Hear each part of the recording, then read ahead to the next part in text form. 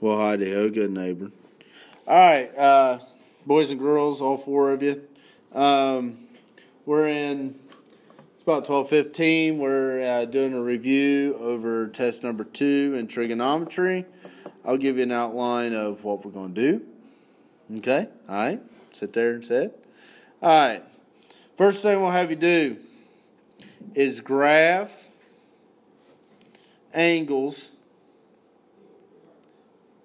in standard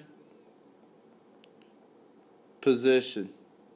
Okay, we should be good at that right now. Okay, by now we should be pretty good at that. Remember, if it's a positive angle, so let's go like an example 1. Let's go 3 pi over 4. One will be in radians. The other one will be in degrees. Let's go negative 120 degrees here. All right.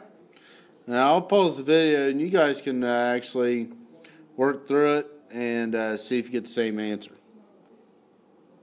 All right, so guys, here's what we got. Number 1, I like to deal with degree measures, so change that to degrees first, because I don't know how familiar you are with radian measures. Okay, I had something happen to my iPad, sorry, but change it into degrees. Okay, and then graph if you're not comfortable with radians. Negative, we got to go clockwise. This is number 2. Okay, so hopefully you got that one right. All right, here's the next example. Convert, and we just kind of did this, the following angle into degrees. Well, you had to do that for number 1, okay? But let's get a little crazy here. Let's go 16 pi over 5. Let's say we got something really crazy. All right? So what we'll do is we'll use our unit converter. We're going 2 degrees, so I want 180 on top, pi on bottom. Okay? Cancel the pi's out, and then multiply 16/5 times 180. And according to our calculations, we came up with 576 degrees. Okay? And that's probably about right. All right, boys and girls. 2 boys, 2 girls. That's all I got in Trig. Anyway, I'm not going to keep this video up for very long. It will be deleted after the end of the 9 weeks. Maybe not. I don't know. I mean, it might be a good review for our final. I don't know. At any rate, find the arc length cut out by a central angle of 60 degrees in a circle of radius 8. Now, guys, you could draw a picture. Okay, I don't think it's really going to help or matter. You know, we are given the radius.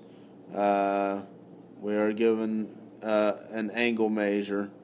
But one thing I do need you to understand is that arc length is this distance right here. It's that part of the circumference. Now, we talked about a formula earlier this year to find arc length. And it was very simple. S equals R times theta. Now, we have a radius and we have a theta, but for this formula, it's got to be in terms of radians. Okay?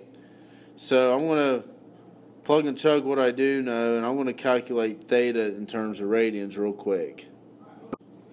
All right. Had to take a short time out. Sound like a radio announcer. I'm going to cough real quick. Hang on.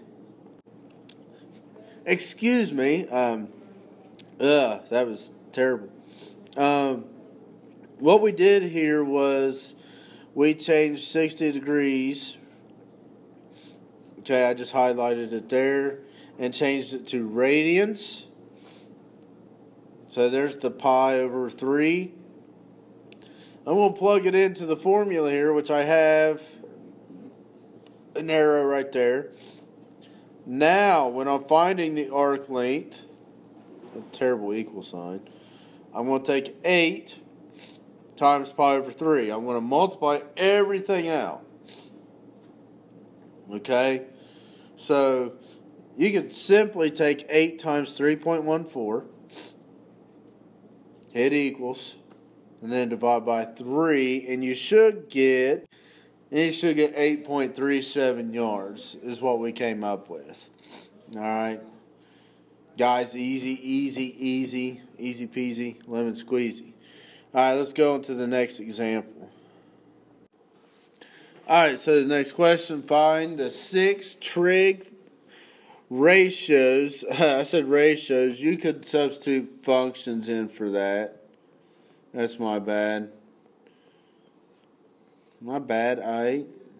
Of theta given the triangle, the right triangle, and I give you 2 side lengths. Now, the first place I would start, okay?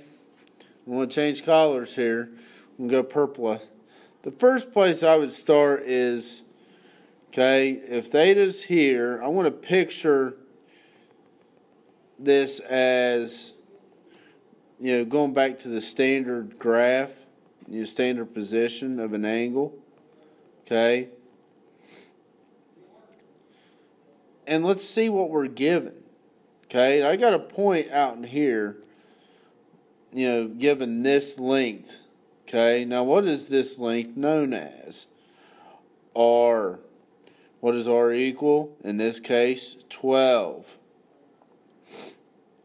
Now I got 2 other numbers here, 2 legs of the right triangle that's formed going to the x-axis here. Okay, I need an x and I need a y. Well, which one is 7? Well, remember, opposite of theta is sine. Sine controls y. Okay, so I'm going to put 7 right here. Now what I'm going to do is I'm going to use x squared plus y squared equals r squared to find my x value. I'm going to hit pause and do that real quick. Alright, so the problem we ran into, we had to find x, and I have an x right here. I'm going to circle it. Yeah, x equals square root of 95, and the question was, the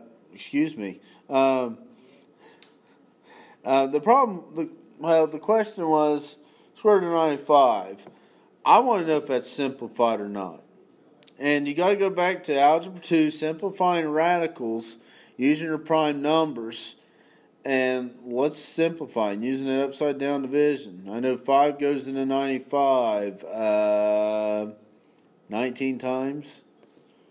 Okay. Well, 5 is prime and 19 is prime. And remember, to simplify this, we got to find that perfect square inside 95. And there's no way. The only factors in 95 are 5, 19, 1, and 95. So it's simplified. Okay. Now, that's going to create some issues. Okay. So you got R, X, and Y. I'm going to copy that down over here on this screen. R is 12, X is square root of 95, and Y is 7.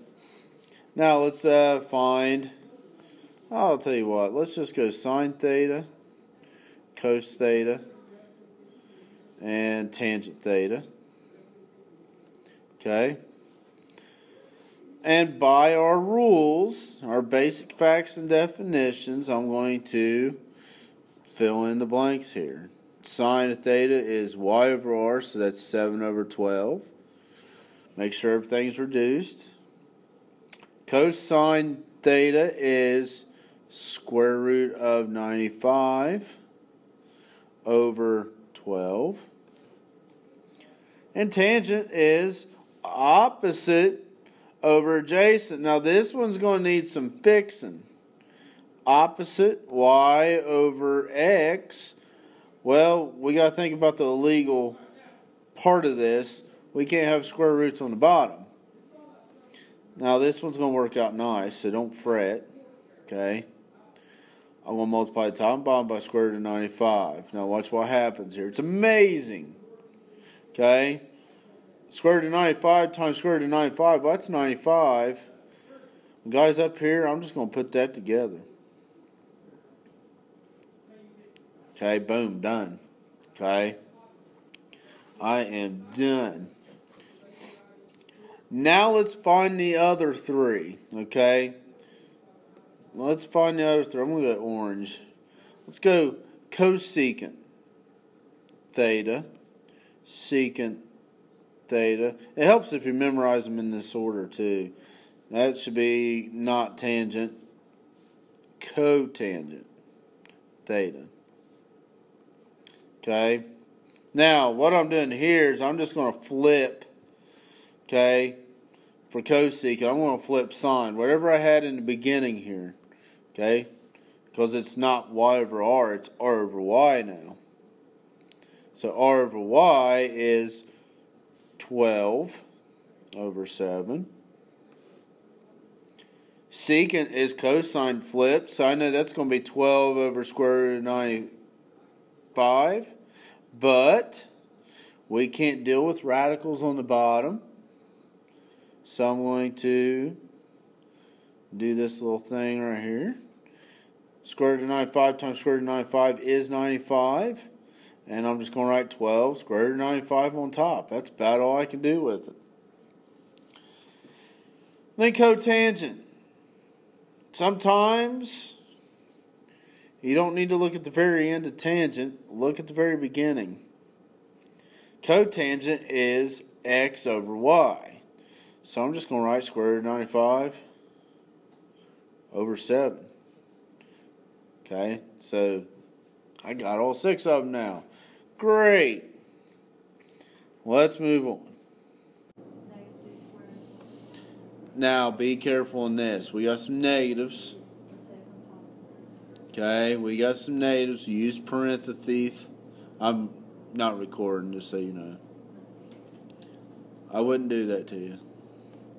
So you got 9 plus 16 equals r squared. That equals 25 equals r squared. Square root both sides. I get a perfect number. Well, I did that one good. So r is 5.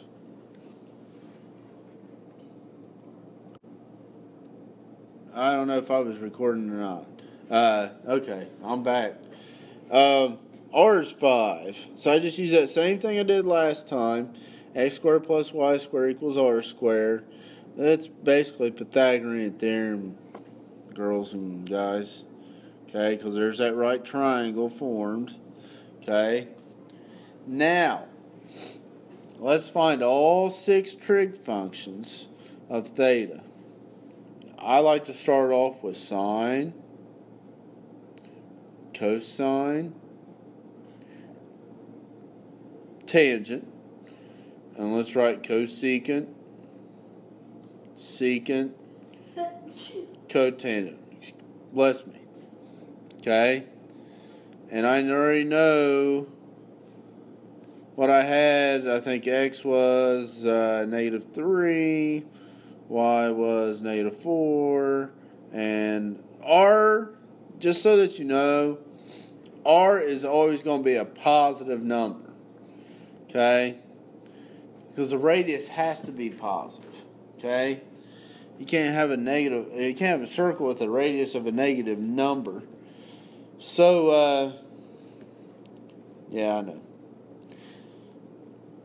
Sine theta. Start memorizing these. Y over r.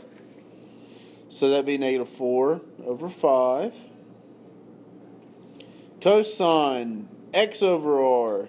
Negative 3 over 5. What's nice is when you don't get square roots in this, because you don't have to simplify. It's one less thing that you don't have to do. Tangent, y over x. Now, be careful with signs. Y over x. I got a negative over negative. that is going to be a positive over a positive. Negative over negative is positive. Now all we got to do here is just flip them. So this would be 5/4. Keep the negative on top. This would be 5/3. Put the negative out front somewhere. And flip 4 over 3 would be 3 over 4. Alright? Okay. Hang on. I hit record on accident. Hang on.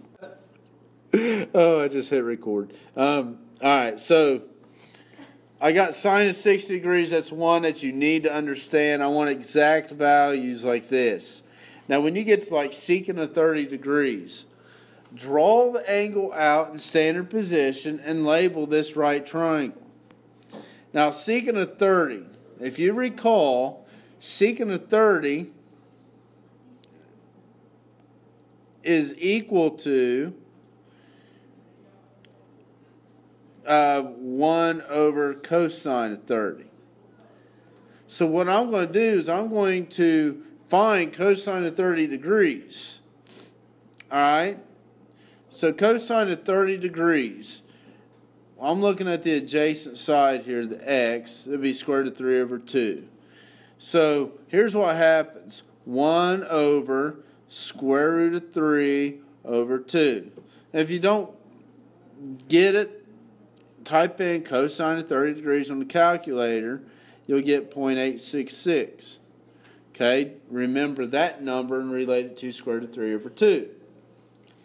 Now I'm going to take 1 over square root of 3 over 2 and I'm going to flip it. That gives me this. Now we got to simplify a radical. So I'm going to times.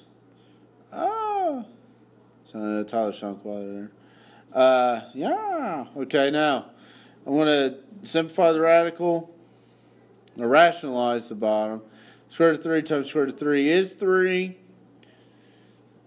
You got 2 times square root of 3 on top. So there's secant of 30 degrees.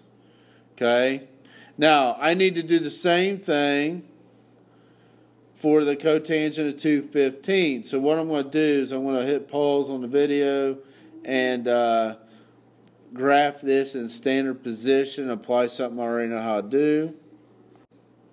Alright guys, on this part C, cotangent 215, I graphed it in standard position and made a right triangle. Now what I'm going to do is I'm going to try to determine just this angle here. I know I got a point somewhere in the third quadrant. Okay, so X is negative and Y is negative. Now it's going to play a major part in your answer. Now the difference between this angle and the large angle itself, 215 degrees, is I'm going to take 215 minus, this is 180 right here, and that will tell me 215 minus 180, that is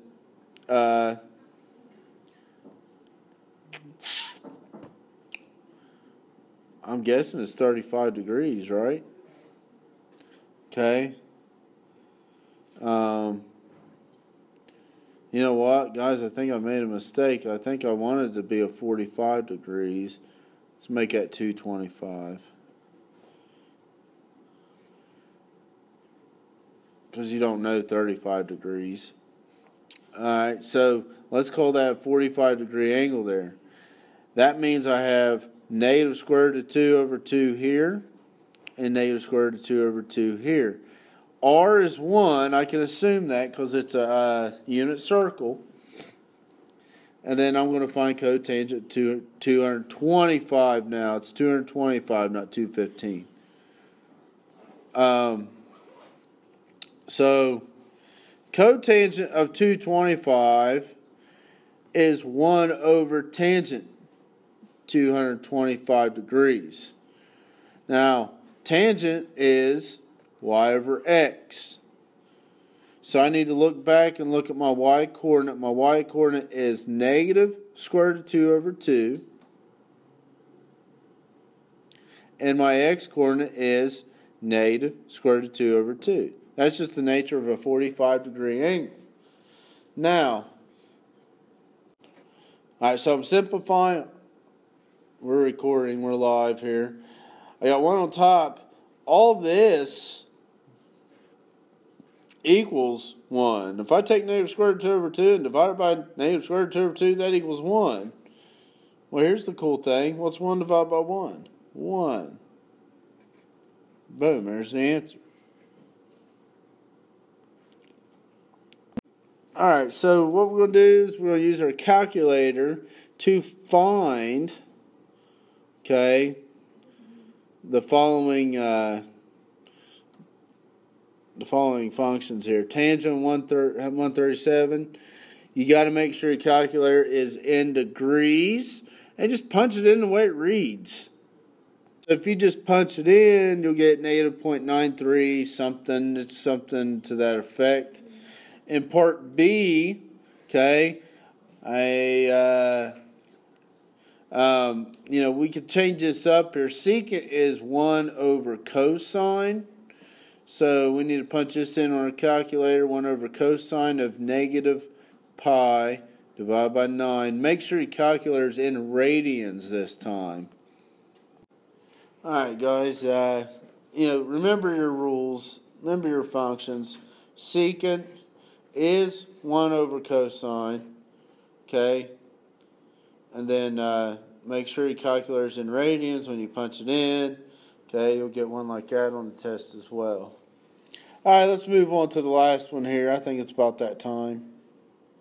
Alright, so to sum this up, question 8 of test 2, we're going to be given something, and theta is in a specific quadrant.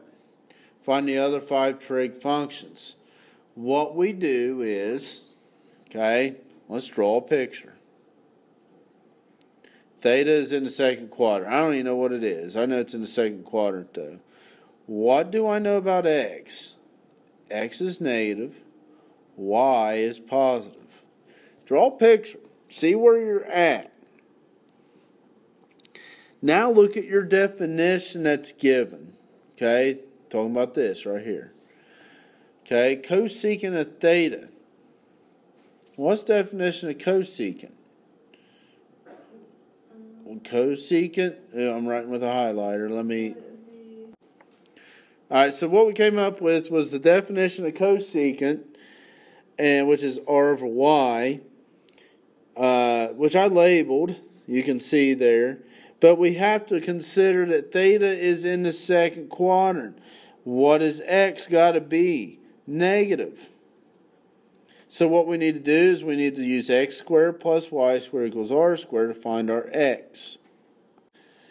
So make it 23?